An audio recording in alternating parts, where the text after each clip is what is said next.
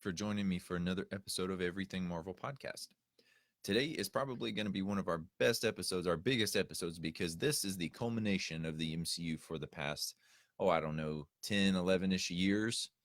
We're going to review Endgame. Now, if you haven't figured this out by now, there are going to be spoilers in this episode. If you have not seen this movie, the directors actually released the spoiler ban. They lifted the spoiler ban on the 6th, and they said, you know what? If you haven't seen it by now, it's on you. So I'm going to agree with them. If you have not seen this movie by now and you are interested in it, you should have watched it by now. Most people pre-ordered their tickets. They saw it opening night, opening weekend. It destroyed box office records. It was amazing. So that being said, spoiler alert, spoiler alert. Stop now if you have not seen the movie. Now, if you have seen the movie, let's dive in. So just some general reactions. Wow. Wow. This movie blew my mind. 3 hours of awesomeness, 3 hours of epic conclusion to this chapter of the MCU. I was overall pleased. I had very little criticism. I've talked to a bunch of people and read a bunch of reviews, and there are some criticisms of it. I mean, nobody's going to think the movie, not everybody's going to think the movie was perfect. So, but overall, I loved it. I'm going to be honest with you. I probably cried 3, maybe 4 times. Like, it was just such an emotional roller coaster. Like, every person I've talked to was like, wow, it ran the gamut of emotions. I was excited. I was just terrified. My heart was broken, and I was back excited. Like, it just went back and forth so much. You were emotionally exhausted when you left the movie theater. If you weren't emotionally exhausted, were you watching the same movie that I watched? Because it was a roller coaster. So I like the way that they tied off most of the storyline. Like, most of the characters had a lot of resolution. It felt like a good conclusion. And they even ran in the credits, they ran like some of the best clips of the big characters, and they kind of, had the little signatures, and like they posed, it was beautiful. It was done very well. Stan Lee had his last cameo, RIP Stan. And so everything was just tied off well, in my opinion. Now, some people disagree. We'll get into that in just a second. But there was very few loose ends left open. I'll put it that way. The only ones that I really noticed that weren't, first off, Steve Rogers. I like the way that he passed the mantle of Captain America to Falcon.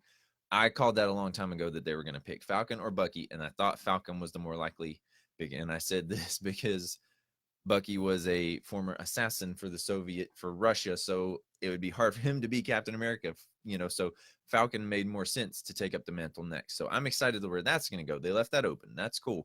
Supposedly there's going to be a show, featuring Falcon and Winter Soldier on, I don't remember if it's Hulu or if it's going to be their streaming service. I think it's their streaming service, but there's not a whole lot of details out there, just very few details out about that right now. But that's one of the rumor shows, so they left that open. I like that. And one of the other things I loved about the movie, I'm just going to go into a few of them. Cap is now worthy to hold Mjolnir. Now, this was hinted back in Age of Ultron when he went to grab it and it moved. Thor seemed a little nervous, and that was our first inclination that he's not quite worthy. So something has changed. We don't really know what changed per se to make him worthy to lift the hammer now, but I do love it when that battle was going on and they went back to get the hammer, or they got the hammer from one of the timelines. I said, there's a reason they're doing that. There's not just, it wasn't just that Thor was like, I need my hammer back, because he had a much more awesome weapon in my mind. So I was like, okay, they're doing this for some reason. When that last battle was going on, I was like, I bet it's going to happen. It's going to happen. And it happened. So I love that. He actually held both of them. He held Stormbreaker, and Thor was like, no, you give me this one, you take this one. And they switched back at one point. I thought that was hilarious. And I really like the way that they closed out Steve Rogers' storyline, Captain America's storyline, because there's, a lot of speculation that Chris Evans was done with the role. So he obviously kind of has to be at this point. I mean, unless he just makes some random appearance in a movie, and that's not out of the question. It's not, but overall, he's pretty much done. I like the way they tied it off. Like I said, and he passed the mantle on to Falcon. He got his life with Peggy Carter. We called that. I called that. That was rumored, and I said that's going to happen. If they're going to write him out anyway, they better do it that way, and they did. And I was very happy, very, very happy to see that. I think that's one of the points where I cried. But anyway, and they wrote out Tony Stark. We kind of we kind of knew this was coming as well. We knew that Robert Downey Jr. was getting finished with the role, getting finished because I mean he's been there since the beginning. Obviously, he's what the second movie.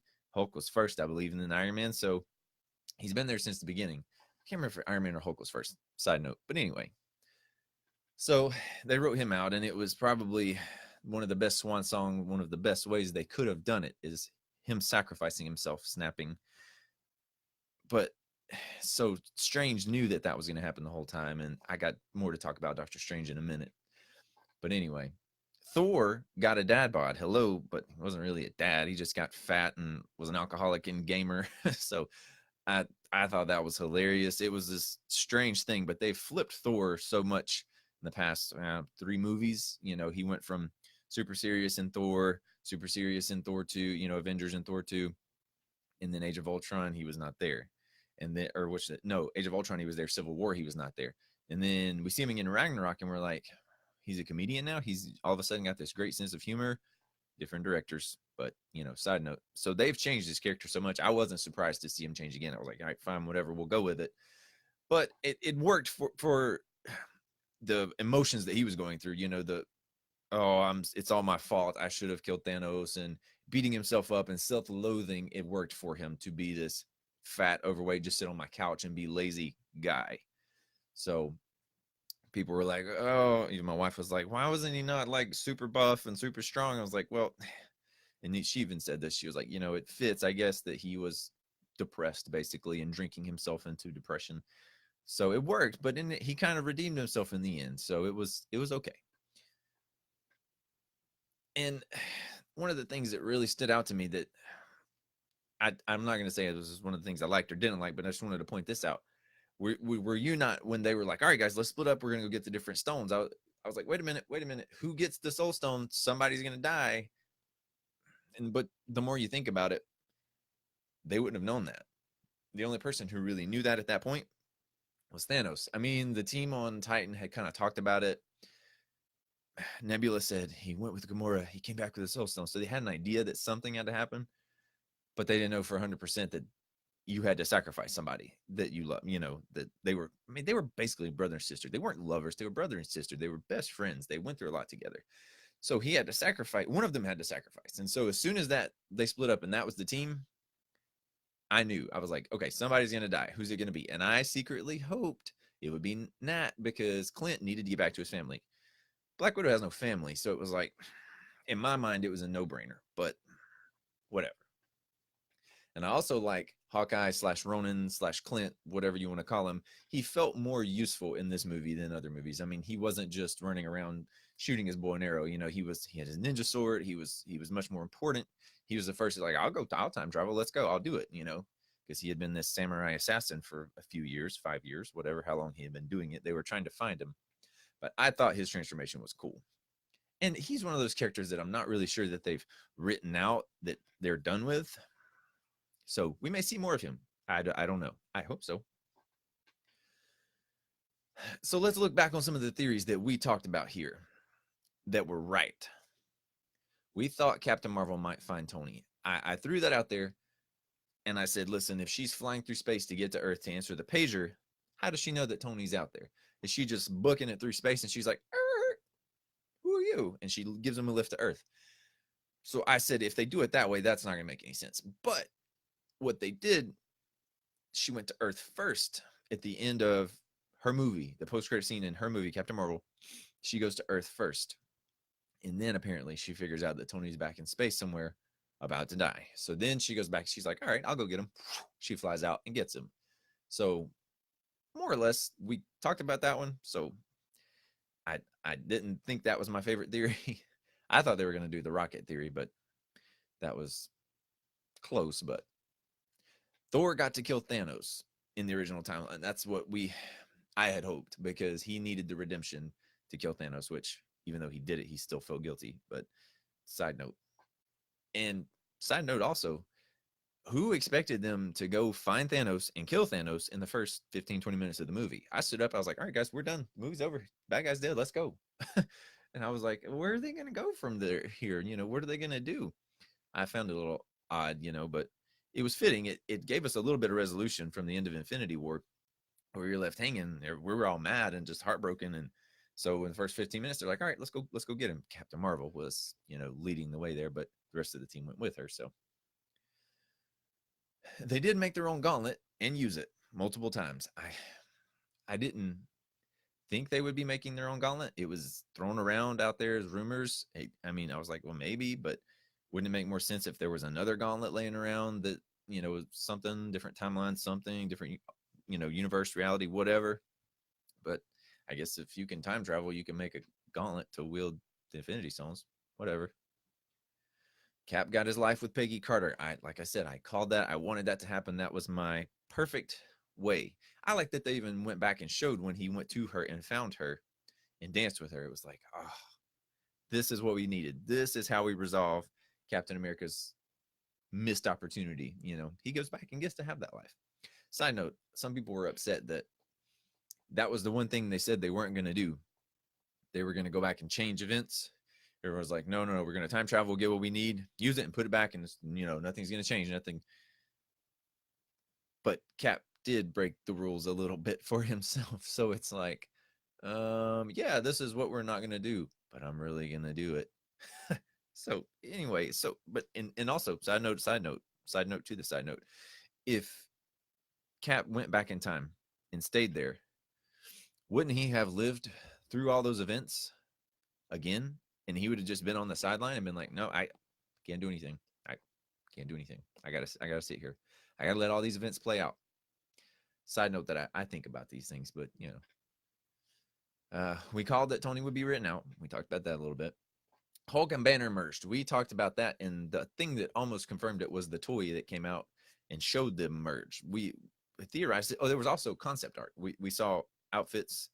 Somehow that got released where he was in that black suit. They were all in those, Avengers looking suits. It was some early concept art. And so we talked about that. And I said, that is very possible. And it made sense that they did that since he had so much trouble, he couldn't transform in Infinity War and he couldn't get out of the form in Ragnarok. So it made sense to just go, you know what, we'll merge them. And they still are CGIing, is that a word? CGIing Mark Ruffalo's face onto Hulk and using his voice. So he's still gonna be around. I think he's still an important character. And I've talked about this before. Some reason there's copyright problems and license who owns this and that, and he can't have his own movie, but he can appear in other movies. So I don't think he's gonna be gone, but I don't think he's gonna get his own movie anytime soon, unless they work out their issues that they have. We talked about this too. Time travel through the quantum realm. So we talked, yes, there's more than likely going to be time travel. The quantum realm is how they did it. And they ended up having to have the Pym particles to shrink small enough to go through the quantum realm. So that was how Hank Pym's technology was tied in there. And that whole line at the end, I think the whole purpose of Ant-Man and the Wasp was to introduce that time was different in the quantum realm. They they touched on it a little bit in Ant-Man 1, but they really like pointed it out in Ant-Man and the Wasp. Hey, you got to watch out for time travel there. So we talked about that a lot, and I say we called that 100%. Oh, and we saw those concept pictures from way back when they were filming the New York section of the time travel, and they had those little things on their hands.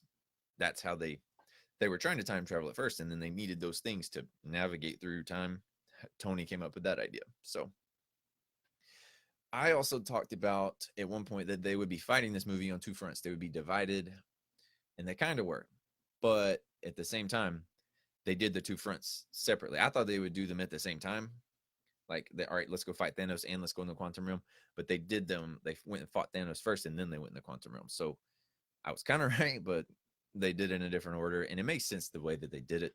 But I didn't think about going back in time and then there being another Thanos. So that's what looped in Thanos coming back, and stuff.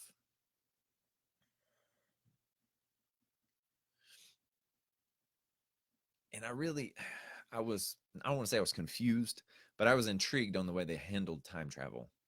Anything they did in the past didn't affect the future, like in Back to the Future. And one of them, I think it was Hulk. talked about that. He was like, no, no, no, that's stupid. That's not how time travel works. And so when they went back and changed something, the Ancient One was one who kind of talked about it when Hulk was talking to her, or Banner was out of body, or whatever you want to call that. She was trying to explain to him that when you do something, it splits. Your original timeline is unaffected, right? And you've got this alternate timeline that's going to go this way, and we'll keep going unless you go back and fix it. And so I think that's what they tried to do. And so that was very interesting. I like the way they did that. That's kind of the way Dragon Ball Z did it. You know, Future Trunks would come back. I know I reference this show a lot, but it's one of my favorite animes. Future Trunks came back and changed that timeline, but it didn't change his timeline. He still had to go home at some point, and his timeline still sucked, but he fixed the other timeline. So that's kind of what they did. They handled it that way. All right, so let's go into the list of things I just loved. I liked so much about this movie. They gave Tony the family that he's always wanted. He wanted to be a dad, he wanted to settle down. Oh, side note, if you didn't catch this, you should have caught this. We saw the leaked picture of Pepper Potts in the rescue suit. And that was one of my ideas. Maybe she goes and rescues him, rescues coming to rescue him from space, but she actually was one of the ones to help in the fight at the end. So, but back to where I was, his daughter was playing around in the tent outside, and she had on that helmet. And as soon as I saw that helmet, I was like, that's rescue suit. That's Pepper's suit. And then he said something about, oh, your mom never wears anything. I get her. But anyway, this is why he was hesitant to help the crew build the time machine that they needed, because he was afraid that trying to alter the past, undo this and that, whatever, would take away whatever he had, that maybe somehow it would affect his life. He was like, I'm happy, I'm good. Everybody else is sad, but I'm good. And it was kind of self centered. But then Pepper kind of talked him into it and was like, listen, you can't rest. If you have this answer, you need to you need to help people. And he was like, you're right, fine. They showed us what happened to Valkyrie and the Asgardians. We don't know, and a lot of people pointed this out to me, we don't know how they got to Earth, but we know that they survived. The last we saw them was at the end of Ragnarok, right? When Thor's ship shows up. That's the last time we saw them. The ship blew up. Somehow they got off the ship. They got away. We don't know if they took like escape pods, but they ended up on Earth and they made New Asgard. So, and Korg and Meek are still around, two of my favorite characters. And they're avid gamers apparently. And Thor threatens, whoever talks bad about them. So it's hilarious. I love it. We got trips down memory lane while they were going and stealing these Infinity Stones from other timelines. We got to relive so many good moments, so many good movies. We got to see Loki again. That's how I told you he was going to be. If he was going to be in this, it was going to be time travel. People were like, oh no, he faked his death. Oh, he really was Bruce, and Bruce went to Earth and he's been trying to be Bruce. That was all garbage. I thought that was stupid. It was way too far fetched. He did not fake his death. I thought maybe he would fake his death, but he was definitely not Banner. But and when we saw him in the set photos, I was like, okay, how does he come back? It's because they time traveled. And so we get to see him. We get to see the Ancient One. That was rumored, and that came out right probably 2 or 3 months before that she was going to show up. And everybody's like, what? I was like, duh, time travel. I got to see Thor's mother, Frigga. And funny side note for her, she had more lines in this movie than she had in Thor 1 and Thor 2 put together. you know, take that however you may. We got to see all the Hydra bad guys again. I love that. That was cool. And when they got in the elevator scene, and Cat was just like, "Hail Hydra," and they were like, "What? Captain America's Hydra?" And I think that was a little call out to when they made Cap Hydra. They made him a bad guy in the comics, and people flipped out. And then somehow they undid it and they retconned it, and so it was fine. But I think that was a little bit of a call out to that, and so that was funny to me. I wanted to see that fight scene because I think that's my favorite part of Winter Soldier, when he gets in that elevator and he takes down all those guys in the elevator. I wanted to see that again, but then it was hilarious when he just goes, "Hail Hydra." So, and we get to see Cap versus Cap in that same timeline. He gets up, "I can do this all day." Yeah, I know, I know, I know. I laughed so hard because it's just something he would say, and then he knew exactly what to say to get himself to let himself go. Yeah, blow your mind there. Oh, and that was one of the things in Back to the Future that would happen if you saw yourself. You were just like, "Oh no, you're going to collapse the time continuum." That didn't do anything in this, so whatever. We got to see Peggy Carter again. I was hoping they would pull her in and we'd actually see her. I'd love it. I'm so mad that they canceled her show because her show would have just been just awesome to carry on. So they pulled her in. We also got to see Howard Stark. And so Tony, that kind of started in my head when he met his dad. I was like, you know what? They are giving him a little too much resolution for his damaged childhood. They are like, oh, let's let him have this long conversation with his dad and let him hug his dad and just all this stuff that's so sentimental. And you're like, why are you doing this, guys? Are you gonna kill him? Yeah, they did. We also got to see the origin for Jarvis's name personality. It was his butler, Jarvis, and it was played by the same guy. This same guy played the same character in Peggy Carter. So that was cool that they brought him in. I love that they brought all these people back, even if it was just for a short time. Speaking of, we got to see Natalie Portman as Jane Foster, and I thought she was done. She showed up on the red carpet premiere, so it's like people were scratching their heads. They were like, how is she what? And so she was featured at the end, at the credits. They showed her, she had her name signed on there or whatever. Some people speculate, I mean, it was literally 4 or 5 second clip just of her climbing out of bed and Rocket going, ha ha, and he's getting ready to take the ether from her. Some people speculate that was just unused footage from the Dark World, Thor 2. It's very possible, but maybe we'll find out soon. I personally want to know. We finally got the merging of Hulk and Banner, like I said earlier. I really wanted that to happen. And it felt so good to see that happen after 2 or 3 movies of Hulk not really knowing how to control. And I think the last time he really was going back and forth with ease was Age of Ultron. I mean, when Black Widow could talk him down. So, and I really feel like they undid Thanos' snap in a good way. I was kind of confused when the Infinity Gauntlet idea came out, when the snap idea came out. Like, so if anybody snaps, does it just keep taking out half the universe? Like, is that how it works? But no, it's more like it grants the wish. It gives you the wish that you want. I don't know if you just think it really hard and snap, or if you say it 3 times or what. Like, I don't know the official way, but it's like whatever you want in your heart or in your mind or whatever, and then you snap, then it happens. So Hulk had to just have that in his mind, and I was really confused as to who they were going to let do it. Thor and Hulk were the obvious choices. I thought it was gonna like really, really hurt the Hulk because it just burned his arm up, and that was crazy. But I mean, he made it obviously, so that was a good choice to let him do the first one. They didn't write out Thor and Chris Hemsworth, so he technically could appear in future films. There's been a lot of talk about this, the Asgardians of the Galaxy, and that's a real thing. That's, if you go look at the comics, that's a thing. So they could write him into Guardians 3. It's a possibility. Or they could just be like, oh yeah, he's off doing his own thing, whatever it may be in that movie, and then bring him out later. I mean, they've left that door wide open. So Chris Hemsworth is not done with this role completely. So I'm excited to see where they take that, in the future. All right, here's a few things I didn't like about this movie. And I try not to be nitpicky, but that's what we do. That's we review it, we pick it apart, and because we're the fans, right? So my biggest, most annoying thing that I even laughed when it clicked in my head.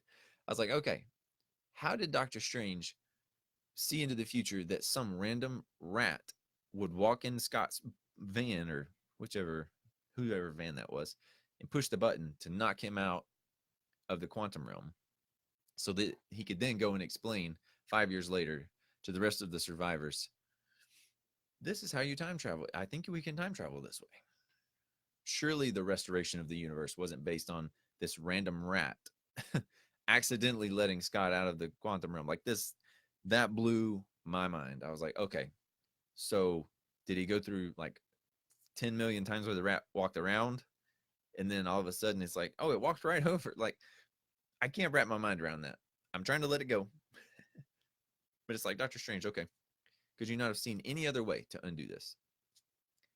And I mean, I think they were going to try and just let life go, but there was too much hurt. Like the entire population that was left was just scarred. Like they were jaded. Like that they were talking about, you can't even go on dates anymore. We can't even look at this anymore. And they had these big monuments where they miss all these millions of people. They're all on there and they're just missed. And so the world was drastically changed.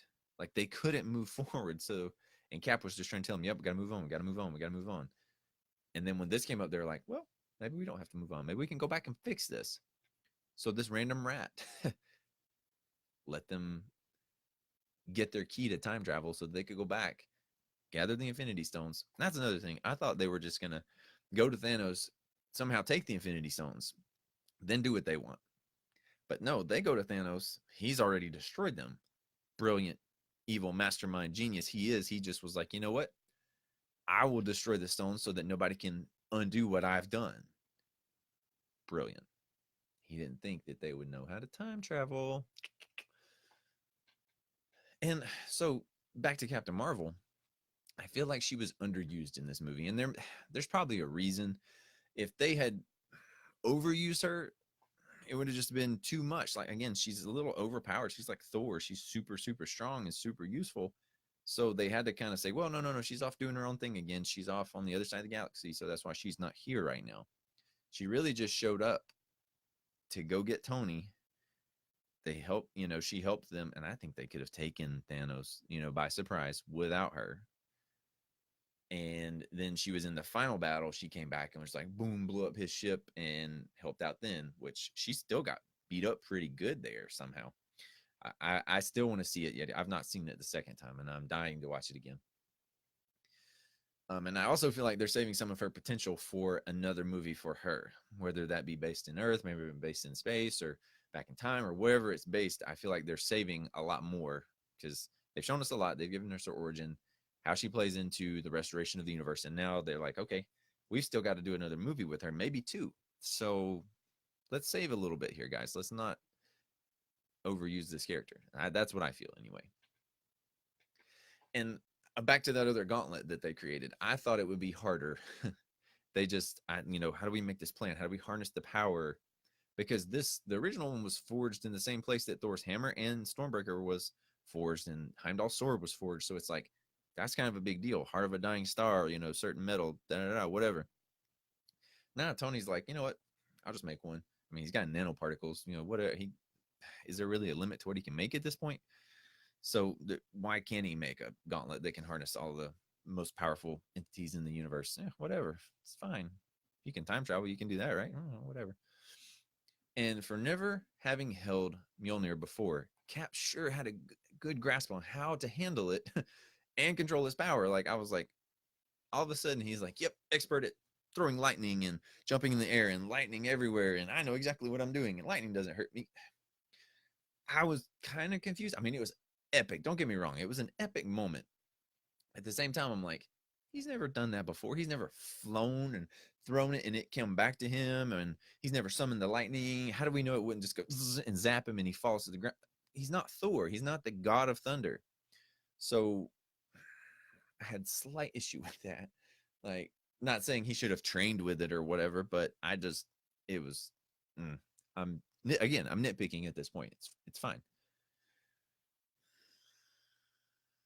And the whole mind connection with the two nebulas, when Nebula and was it War Machine was in the past, and she was just like transmitting the wrong data to the other nebula or whatever. I was like, how does that actually work? I mean, I know they're machines, their signals getting crossed or whatever. They got this neural connection, whatever.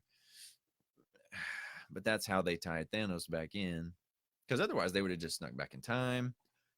Easy peasy, movie, come back and fix the snap, movie's over. Thanos would have never went, let me follow them. Let me get through their time machine, send my nebula with them. They would have never figured it out. So they had to have something. And I'll give you that. If that's the route you got to go to get another Thanos to fight, sure, I'll give you that. Oh, speaking of, we talked about that he had a new weapon.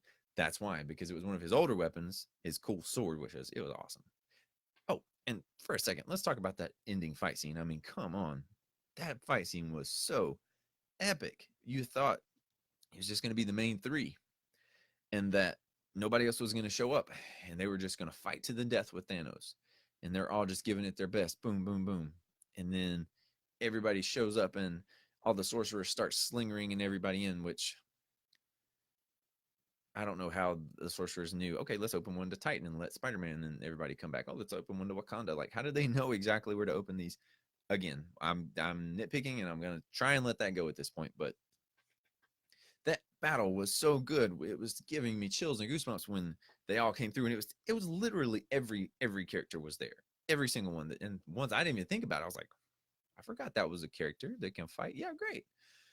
And then he says, Avengers assemble, and he's got the hammer. It's just like, it's the best part of the movie. Oh, but anyway, that was a great battle. And my last nitpicking point. How did Thanos get an entire army and a spaceship through the time machine with him? Like, okay, I understand he had to have his army, and it couldn't have just been him come through the time. Like, he had to bring his whole spaceship somehow, and that was just movie magic, machines, whatever. Just, I mean, they're time traveling at this point. What was a little, fit a giant spaceship through the same time travel machine? Whatever, doesn't matter. Nitpicking, right? So it was a great movie. It was awesome. I had a few problems with it, and some people had other problems with it. They didn't like how this was tied off or that was tied off. But overall, it was an amazing movie, an emotional movie. So things to look out for from moving forward. The next big movie is Spider-Man Far From Home. We didn't know they were keeping it a huge secret how this all fit into the timeline, and now they've released this new trailer that they can say, "Oh, he's gone. Oh, we miss him." And Peter's talking about how much it hurts that Tony is actually gone. He's not coming back. He's dead. Like, there's no secret. Oh, like Bucky. Oh, he might just show up in 3 movies. No, he's gone. So they couldn't show us those things. And they're also Fury is sitting there talking about a multiverse. That's going to open up untold amounts of different characters, different possibilities, different Earths, different timelines, all this other stuff. So I think they're setting this up well for the future. They're saying, okay, we're going to go and pull from all these other multiverses to do whatever we want at this point. We've exhausted this section, this first chapter, as people have calling it. This is like reading the Harry Potter books. Like, we've read the first book. Boom. Now we've closed the first book. Now we're going to the second book. So it's the same continuum, the same, I won't say the same storyline. It's the same continuum, the continuation, but it's another book. Like, we've read the chapters. Think of each movie as a chapter that has been closed. 22 chapters. Boom, boom. Now you've closed this book. Now we're moving on to this next book. So they might go in. They're going to go into multiverses apparently. Which, sure, why not? You running out of characters? All right, we'll just go pull some new ones out of a multiverse. Whatever, it works. So, like I said, our next movie is Spider-Man: Far From Home. Watch that trailer. I posted it up a couple days ago. If you didn't see it, go back and watch that, because it's going to be good. They talk about Mysterio being from a different multiverse, and he actually looks to be a good guy. And I thought he was a bad guy. I could be wrong. I'm not up on my Spider-Man comics as I was at one point. So we're looking forward to that one to come out. And there's also rumored Black Widow's origin, which really strange. Why would you put it after she's dead? Like, and that's another character. She's gone. She's not coming back. And that was even Tony Stark, Robert Downey Jr. and the girl that plays Natasha Romanoff. My mind just went blank. Um, they were on a TV show or talk show or something, and somebody was like, "So are you really gone? Are you coming back?" And she was like, "Well, you never know. We might." And Tony was like, or Robert Downey Jr. was like, "Don't fool them. We're gone. We're done." And they all started laughing. So don't get your hopes up for that. Pretty sure they're done for. And that's not to be morbid. It's just to be true. They're gone. So back to what I was talking about. Why would they bring in an origin story when you're pretty much done with the character arc per se? Like, why wouldn't you have thrown that out there in the beginning? I mean, whatever. It works. Why not? Go ahead. And they're going to start doing another. Oh, Loki's supposed to get a streaming show on Hulu or Netflix or something. Probably not Netflix. I think Marvel and Netflix are kind of severing ties, which is sad. I think they're going to save that for either Hulu or their own streaming service. So that's another subscription you'll have to have. But so those will be pretty good. Keep an eye out for those. I'll try and keep you posted if I hear any more information about those. But probably the next episode we'll do is Spider-Man Far From Home. I still have got to go back. We've got to talk about um, the Runaways season 2, which was, I'm gonna go ahead and tell you, wasn't really thrilled with it, and we can discuss a little bit why. And I may bring my co-host back on here. We'll see. But anyway, thank you guys for watching. If you haven't seen Endgame, you know what's gonna happen now. So, but just go watch it again. It's a great movie. See you next time.